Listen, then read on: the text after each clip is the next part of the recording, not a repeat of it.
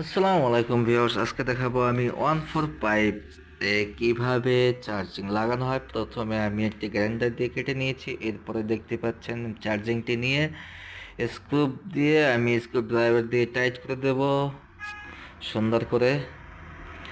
দেখতে পাচ্ছেন আমি টাইট করতেছি। আমার চ্যানেলটিতে যদি আপনি নতুন হয়ে থাকেন অবশ্যই বেল বাটনটি ক্লিক করে রাখবেন এবং সাবস্ক্রাইব করে রাখবেন নতুন নতুন ভিডিও পাওয়ার জন্য। এই ধরনের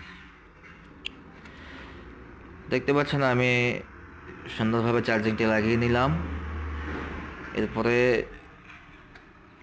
ঝালাই দেব, জ্বালায় ব্লেজিং নিলাম হালকা হালকা গরম করে, এরপরে ঝালাই করতে হবে, সুন্দর করে ঝালাই দিতে হবে এবং ঝালাই দেওয়ার পরে চেক করতে হবে যে না কোনো জায়গায় লিক আছে কিনা।